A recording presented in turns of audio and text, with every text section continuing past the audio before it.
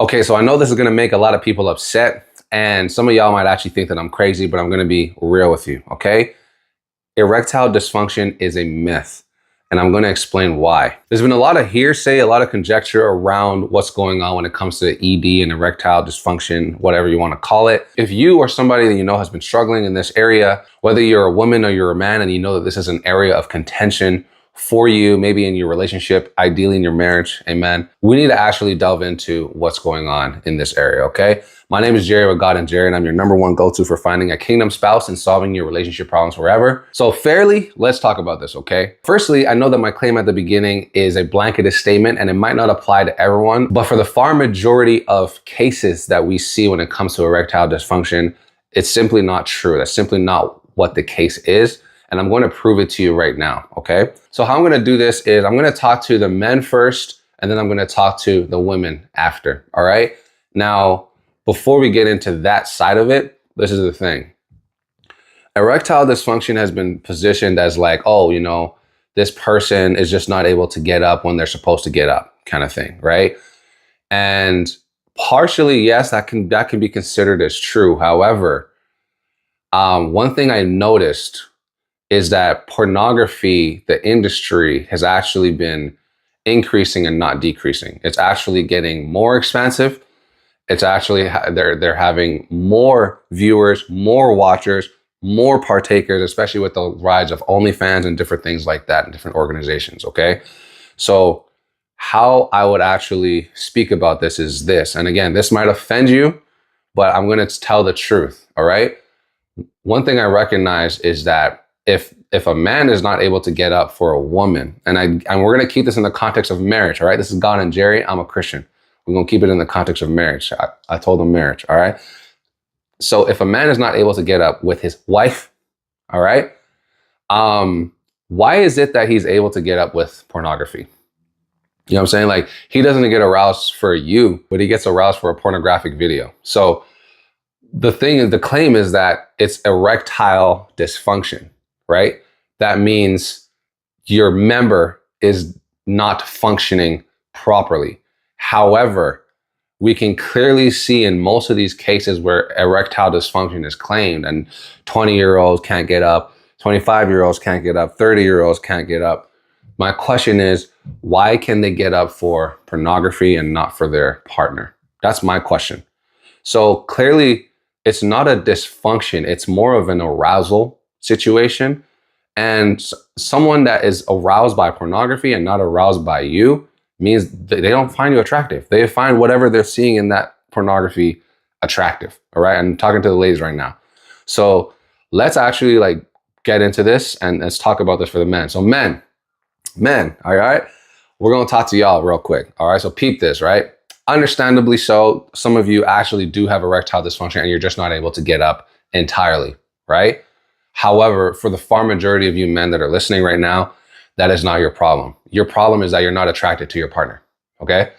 And I think that being honest about that is very important because you're gonna like accepting labels that actually don't apply to you is not actually helpful, especially in a society that loves labeling everything. Like our society, we have a mental illness for this, a mental illness for that, a mental illness for this thing again. We have another thing again, Timbuktu again. We have another thing in Russia and another thing in China. And like every single thing that you can think of, every single condition or every single, let me say, circumstance has some kind of mental illness attached to it. This world really loves attaching negative labels to everything.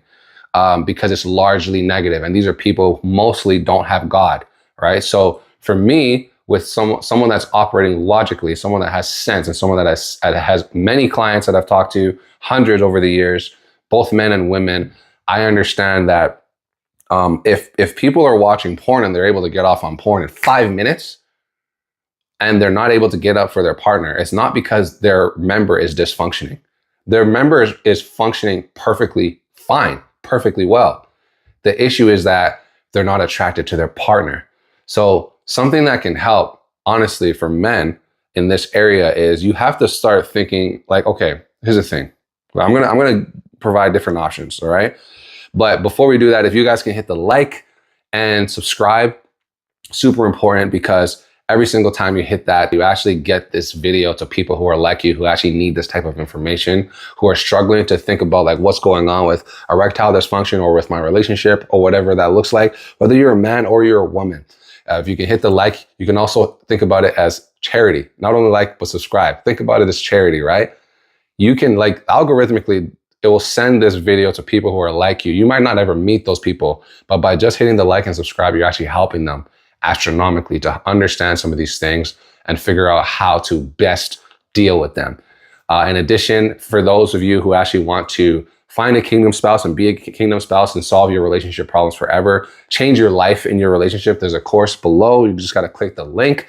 To be honest with you, like 99% of you have been taking courses for your entire lives, pretty much, like from age 4 or 5 in school. How has that helped you so far when it comes to your relationships? Like, you're still struggling in these areas. These are things you don't learn in school, but you've been taking all these courses and paying for all these courses, especially if you've gone to university and beyond. How has that helped you so far? You know what I'm saying? So if you want to change your life, especially if you're a younger person, obviously if you're married and you want to change some things in there, this is great for you too. But particularly if you're a younger person who has not yet been married, you want to prevent all of this BS that you're seeing in society from happening in your life. Easiest way to do that is to click the link in the description. I go into many, many, many things that I've never heard in seminars. I have to talk about things at the foundational level, simply like similar to this conversation, erectile dysfunction. All right. There's a lot of myths that people believe that are simply not true. Okay.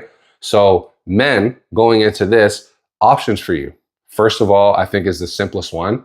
If you're not attracted to your partner, especially if you're not married, particularly if you're not married. Obviously, if you're married, it's too late. You got to figure something out. You guys got to work on that. I'll get into that. But if you're not married yet, and you're not attracted to this person, and you know that you are attracted to other things, like other people, particularly if you struggle with masturbation and pornography, I would personally counsel you to seek the Lord to get help with that. God can help you in all those areas, right?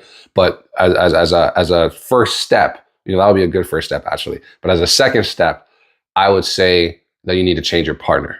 Because if you're not attracted to this person, more than likely, like, attraction for most marriages, it doesn't increase over time. It actually decreases, physically at least, right? So if you're not physically attracted to her, it's typically not going to get better. On average, women don't get prettier. They go the opposite direction, okay? So you have to, like, understand that if you're already at a place where you're not attracted to your partner and y'all are not even married yet, you need to, I know you might love her, praise God, that's great. Either you change your partner or you have to change your mentality, which I'm about to get into right now. So mentality is like this. Okay, I love my partner. I want to be sexually attracted to her. I would recommend praying about that. Just being like, God, help me to be attracted to this person. I like who this person is, but I don't necessarily like what they look like. Help me and change my heart around this situation. It's super important. The Bible talks about how the heart of the king is in the hand of the Lord. And as the river flows to and fro, so does God cause the heart of the king to move whichever direction he wants it to go. God has your heart. The Bible also talks about how out of the abundance of the heart, the mouth speaks. So you got to speak life. You have to speak life and speak positively about your situation. Eventually that mindset can actually change. It's actually helped me in the past, but it can definitely change and resurrect maybe an attraction that used to be there and that's no longer there, or even creating a physical attraction that was never there for your partner. Okay.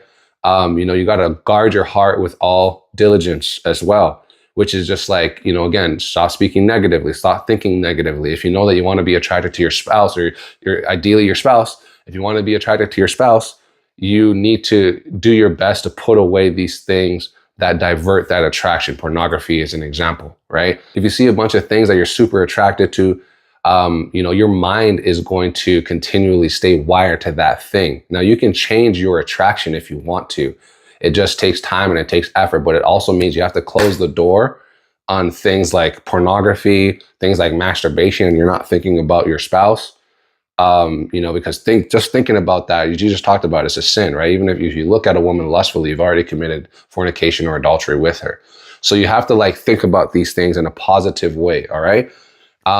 In addition, you can also help your partner to look a certain way. If you know that you want her to look a certain way and maybe she's not the best at that, like maybe it's weight loss, you got to help her lose some weight. And maybe you can also lose some weight with her. Like you guys can go to the gym together, be more fit. If it's a hair color thing, if it's a hairstyle thing, it's more than possible to fix this. And I've seen marriages that have done this, that have been successful at doing this, and just like, yo, this is what I like. And you just have to be honest.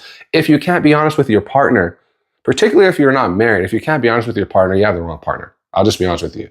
If every time you try to raise a thing to talk to your partner about it, and you want to raise an issue and she's always combative, you have the wrong person. You just have the wrong person. If you're married, get counseling. If you're not married, lose that person. That's a loser. You don't want to lose her. That is a loser. You don't want to be with somebody that's like that.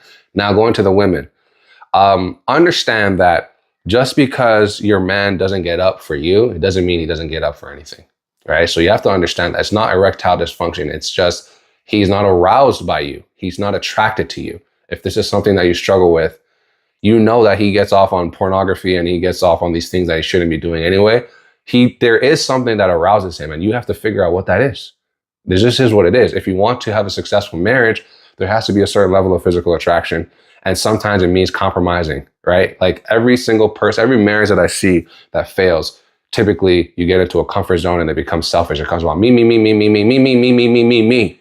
It's outside of serving another person. You're supposed to be serving another person. This is particularly important for y'all because women statistically pull the trigger on divorce at 9 times the rate.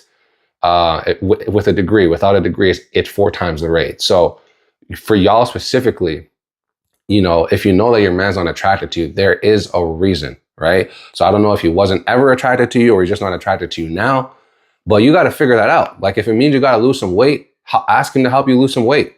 Like be open to the fact that you got to lose some weight. If you got to change your hair color, if you got to do whatever, if you got to change your mentality, if you got to be open to certain things, especially if you're in marriage. And I know there's certain things that maybe cross the line, right? You guys got to have a candid conversation about that. If you know you're not married, right? You guys need to have, I know like you shouldn't have sex before marriage, right? But you need to have candid conversations around what it is that you would actually like sexually when you do get married. Like a lot of couples don't talk about this. Y'all don't want to talk about sex drives. Y'all don't want to talk about what you like. Y'all don't want to talk about what you fantasize about. And I understand that you can have a certain level of self-control when you're talking about these things. And sometimes maybe it might slip. And if you know that you're prone to it slipping because you're talking about it, then don't talk about it in that way. Maybe talk about it. Maybe just like, give like lighter versions or just, but be honest with communication. I think is a huge thing that like all failed marriages, to me, in my opinion, struggle primarily with communication and then willingness, right? So if you're not willing to be a good partner, and the man, especially for men who are watching, if you're not willing to be a good partner, arousal is not going to happen anyways, right? And obviously for women, if you guys are always fighting and being combative, it's very difficult for a man to be like, yeah, I want to have sex with this person. It just becomes harder. You're stressing him about a lot of things. It becomes harder, right? He doesn't want to have that kind of stress on his life all the time. Like he doesn't want to die young. A lot of these men are dying young because there's an undue and unprecedented level of stress in their lives brought forth by women who seem to have problems with everything. All right. And sometimes it's men that do that too, but that's a female trait, primarily a female trait. Any man, those who are watching, if you're a man and you are combative with everything, like the woman says this, no. A woman says that, no. A woman says no, you say yes. A woman say like you're combative about everything. Something's wrong with you. You need to fix that problem, right? And that's not the natural tendency of a man. Men are firm. Men are individuals who are typically more agreeable, right? It's women that usually, and again, it's because of emotions, not necessarily their fault, but emotions tend to keep women combative. Obviously, the ones who have higher IQ, who have higher emotional EQ, that can handle and control their emotions more effectively, they don't struggle with this as much. But that's not the majority of women. That's 10% of women that have high IQ, high EQ. Okay, 90%. If you're dealing with somebody that's 90%, a 90% woman or a 90% man, you have to understand that, there needs to be some willingness to change on both sides. Okay. So I'm not going to get into this any further. I think it's I can go much, much further into this, but I think this is a really good insight into what's going on around the myth of erectile dysfunction. Most of you men don't have erectile dysfunction. You have arousal problems, okay? You're not attracted to your partner. So you need to fix that. You don't need Viagra and all these crazy things. You guys need to have candid conversations. If you are not married and she's not willing to change, exit the relationship, because it's not going to get better. It's going to get worse. And eventually you're going to seek to fulfill these things outside of your marriage, or your wife is going to seek to fulfill these things outside of your marriage. Why do you want to put yourself in that situation to potentially be divorced and lose half of everything, right? Same with you women, especially women who are successful. You know that you're not attracted to your man. Just flip it around. Ask, like, have kind of conversations. All right. So YouTube is actually going to recommend a video that's actually super important for you algorithmically. The YouTube algorithm has studied what you watch and understands what you like. That means this video is important for you. All right. So you got to click that video and we'll see you on the other side. I'm Jerry with God and Jerry, and I'm your #1 go-to for finding a kingdom spouse and solving your relationship problems forever. All right. We gone.